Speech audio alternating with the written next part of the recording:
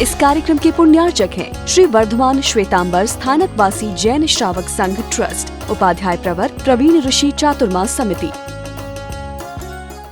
जिसने जिसने सुख मांगा वो कभी सुखी नहीं हो पाया।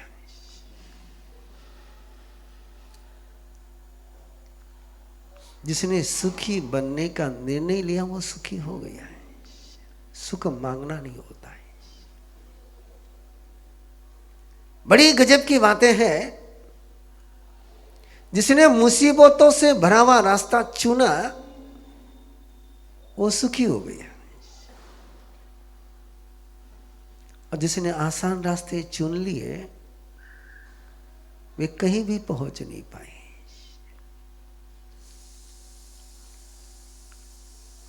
लेकिन इंसान है कि हमेशा आसान रास्ते चुनता है। शिखर पर वे व्यक्ति पहुंचते हैं जो मुश्किल काम करने में मजा लेते हैं, और जिनको मुश्किलें सजा जैसी लगती है उनकी जिंदगी पूरी सजा में ही बीतती है। इसलिए मैंने आपसे पूछा, आप मुसीबत चाहते हो कि सुख चाहते हो? महाभारत आपको याद होगा, महाभारत आपने देखा होगा, महाभारत आपने सुना होगा, और इसलिए महाभारत आप जीते भी होंगे।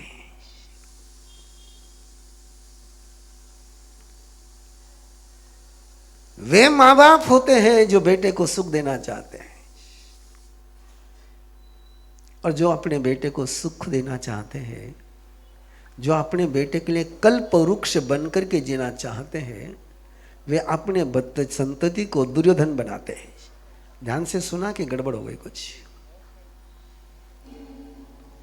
जो माँ बाप अपने संतति के लिए कल्प वृक्ष बनकर के जीना चाहते हैं, अपने संतति की हर इच्छा पूरी करना चाहते हैं, जायज ना जायज,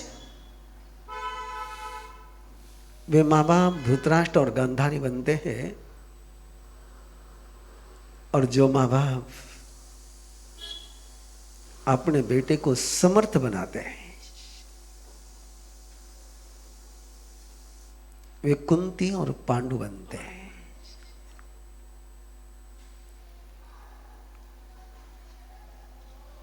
आप कौन से माँ बाप हो?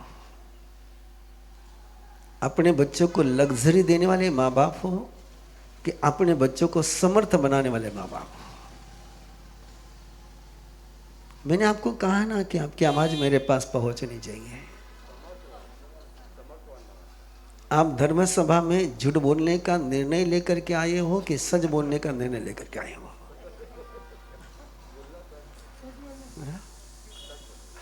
तो सच बोली है। काश यदि माँ बाप अपने बच्चे को समर्थ बनाने का सोच रख ले तो उनकी संतति जिंदगी में कभी दुखी नहीं होती है।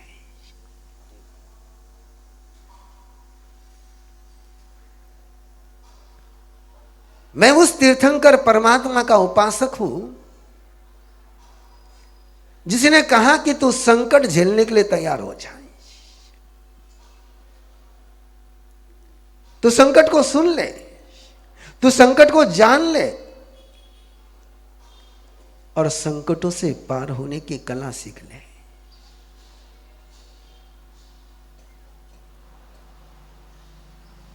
इसलिए परमात्मा प्रभु महावीर किसी का संकट निवारण करने का वादा नहीं कर रहे हैं। वो किसी को नहीं कहते हैं कि तू मेरे पास आ जा तो मैं तेरे सारे संकट दूर कर दूंगा।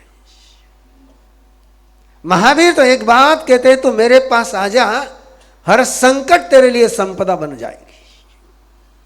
तो इतना समर्थ हो जाएगा, तेरे पास वो विजन आएगी, तेरे पास वो कला आएगी, तेरे पास वो टेक्निक आएगी कि तू तूफानों से भी शक्ति पाएगा। और जो तूफानों से शक्ति पाते हैं वही भविष्य का निर्माण कर पाते हैं। जो तूफानों से घबराते हैं, जो तूफानों से डरते हैं, जो तूफानों को देख करके रास्ता चेंज कर देते हैं, वे कभी जिंदगी में मंजिल पर पहुंच नहीं पाए। इसलिए फिर एक बार सोचो, कुंती श्री कृष्ण जिस समय द्वारिका लौट रहे थे, महाभारत का युद्ध पूरा होने के बाद, उसमें श्री कृष्ण ने सबको कुछ कहा कि जो चाहिए मांग लो, और करीबन करीबन सब आपके ही पार्टी के मेंबर थे। सभी ने जो जो चाहिए था मांग लिया, लेकिन कुंती ने जो मांगा वो शायद आप सपने में भी नहीं मांग सकोगे, मेरे कहने के बाद भी नहीं मांग सकोगे। कुंती ने श्री कृष्ण से कहा कि मुझे संकट देना। क्या देना? बड़ा आश्चर्य हुआ कि संकट क्यों मांग रही है। वो पूछा श्री कृष्ण ने, संकट क्यों मांग रही है? बोले, मेरे जिंदगी का प्रमाण है, जब जब मेरे पास संकट आए तुम दौड़े आए हो, जब जब मेरे पास संकट आए तब तुम दौड़े आए हो, जब जब मैं सुख में रही हूं तुमने मेरे तरफ नजर उठा करके भी नहीं देखा है। और ये सच है, जब संकट आते हैं तब अंदर का भगवान जागता है। जब मुसीबत आती है तब अंदर का बल जागता है। जिस समय अटल बिहारी वाजपेयी ने पोखरण में अणुपरीक्षण किया, एक टेक्नोलॉजी, एक तकनीक और एक मास्टरी के बल पर, कि सारे सैटेलाइट देखते रह गए और किसी को पता ही नहीं चला कि अणुपरीक्षण की तैयारी चल रही है। लेकिन होने के बाद तो पता चला, और होने के बाद जब पता चला तो एक भारत जैसा देश और अणुपरीक्षण के आगे बढ़ जाए। हमेशा जो शक्तिशाली लोग होते हैं वे दूसरे को कभी शक्तिशाली होता हुआ देखना पसंद नहीं करते। वो चाहते हैं कि दूसरा हमेशा कमजोर बना रहे। मैं कंटिन्यू आपको बीच बीच में पूछता रहूंगा, आप क्या चाहते हो? आपके आसपास में रहने वाले शक्तिशाली बने कि कमजोर रहे? ईमानदारी से बोलना, कौन सास चाहती है कि बहु शक्तिशाली हो जाए? हाँ? कमजोर चाहते हैं।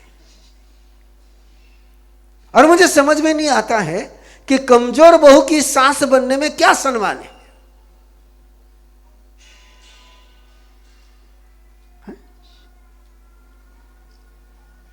गधे की सवारी करने में क्या मजा है? मजा तो शेर की सवारी करने में। लेकिन पता नहीं लोग क्यों चाहते हैं कि मेरे आसपास में सारे कमजोर रहे और उन पर मैं सवार हो जाऊं। क्यों नहीं सोचते हैं कि मेरे आसपास में सारे शेर रहे और मैं उन पर सवार हो जाऊं? पता नहीं। महावीर के शासन में रहते हैं और महावीर के शासन का लांछन है शेर। और उनका सोच था, आपको जानकारी होनी चाहिए, केवल त्रिशला ही है, केवल त्रिशला ही है कि जिसके 14 सपने में सबसे पहले शेर आता है। यदि तुम्हें महावीर का शासन जीना हो और महावीर के साथ जुड़ना हो तो शेर को निगलने की तैयारी रखोगे तो ही महावीर का जन्म होगा। जो शेर को निगल नहीं सकते हैं, जो शेर को अपने पेट में समा नहीं सकते हैं, वे कभी महावीर को जन्म दे नहीं सकते हैं।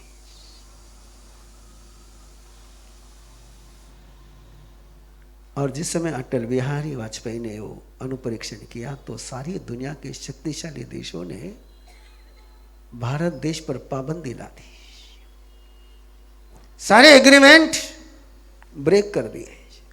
No technology, no finance, no support.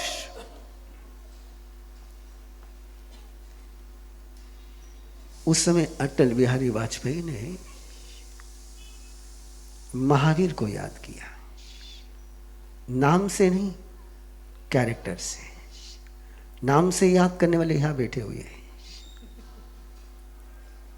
और जो कैरेक्टर से याद करते हैं वे दुनिया में शिखर पर पहुंचते हैं। शायद महावीर के नाम की माला नहीं कीनी अटल बिहारी वाजपेयी ने, लेकिन मुसीबतों के सामने सिर झुकाया नहीं। महावीर वो होते हैं जो मुसीबतों के सामने कभी सिर झुकाते नहीं। उनको पता है, उनको पता होता है कि हर मुसीबत एक नई सौगात लेकर के आती है। जहां सारे रास्ते बंद होते हैं वहीं से एक नया रास्ता शुरू होता है। और इसलिए अटल बिहारी वाजपेयी ने किसी भी अपने दोस्त राष्ट्र से, मित्र राष्ट्र से, रशिया ने, फ्रांस ने, सबने पाबंदी लगा दी। दोस्त दोस्त नहीं रहता है जब तुम शक्तिशाली हो जाते हो। ये दुनिया का तकाजा बड़ा गजब का है। और सारे दोस्त राष्ट्रों ने तक मुंह फेर लिया था, लेकिन गिड़गिड़ाए नहीं। ना किसी तिरुपति बालाजी के पास पहुंचे, ना किसी शिरडी साईं बाबा के पास पहुंचे, ना किसी वैष्णो देवी के पास पहुंचे, ना केदारनाथ की गुफा में जाकर के ध्यान लगाया। कि उनको पता था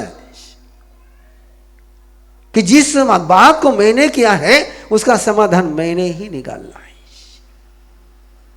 मैं गिड़गिड़ाऊंगा तो लोग भीख दे देंगे, लेकिन भीख लेकर के कोई शासक नहीं हो सकता है।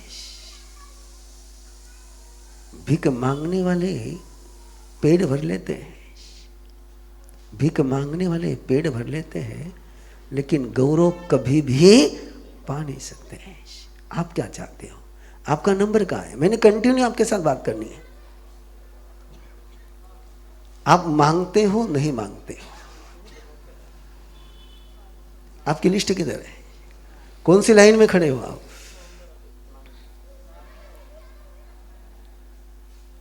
आप बोल रहे हैं, लेकिन मैं कभी मांगने वाले की धर्म सभा में बोलता नहीं हूं। मैं तो हमेशा दाताओं की सभा में बोलता हूं। किसके साथ बात करने मजा है? दाता के साथ बात करने मजा है या मांगने वाले के साथ बात करने मजा है? आप मंदिर में जाते हो, मंदिर में जाते हो, रास्ते में मांगने वाले खड़े रहते हैं, आप उनके तरफ देखते भी नहीं हो, आप सीधे वही जाते हो जो देता है। देख लीजिए, आप अपने आप को याद कर लीजिए। आप मंदिर में जाते हो, रास्ते में मांगने वाले बहुत मिलते हैं, लेकिन मांगने वाले के साथ आप बात भी नहीं करना चाहते, मांगने वाले के पास आप खड़ा भी नहीं रहना चाहते हैं। आप तो सीधा वहां पहुंचते हैं जो मांगता नहीं है, देता है। तो देव बनना हो तो दाता बनो, लोग तुम्हारे पास आए ये तमन्ना हो तो दाता बनो, और लोग तुमसे भागने लग जाए ये सोच तो मांगना शुरू कर दो। मांगने वाले के पास कौन जाएगा? कोई नहीं जाता मांगने वाले के पास। मांगने वाला सबके पास जाता है, मांगने वाले के पास कोई नहीं जाता है। इसलिए बिहारी वाजपेयी ने मांगा नहीं, एपीजे अब्दुल कलाम को बुलाया और एक बात कही, जिस टेक्नोलॉजी को देने के लिए मेरे दोस्त राष्ट्र ने मना करी है, क्या वो टेक्नोलॉजी आप तैयार कर सकते हो? और एपीजे अब्दुल कलाम ने कहा यस। मजा यही बंधु, मिलता रहता है तो आविष्कार नहीं होता है, मिलता रहता है तो आविष्कार नहीं होता है, मिलता रहता तो नया रास्ता नहीं बनता है। जब मिलना बंद होता है तो नया रास्ता खुल सकता है। और जो नए रास्ते बना सकते हैं उन्हीं को हम तीर्थंकर के करके नमन करते हैं। नमुथुनम मग्गदयानम। जो मार्ग बनाते हैं, रोड मेकर होते हैं, वही जिंदगी में वंदनीय होते हैं। और शायद मुझे लगता है आज देश का हर जवान, हर व्यक्ति जानता है कि वहां से जो इसरो की जर्नी शुरू हो गई, आज इसरो शिखर पर है। रास्ता किसमें से बना है? मुसीबत से बना या अनुकूलता से बना है? आप पर मुसीबत आती तब आप क्या करते हो? गिड़गिड़ाते हो? नहीं, मत गिड़गिड़ाओ। गिड़गिड़ाने से कुछ भी नहीं मिलता है।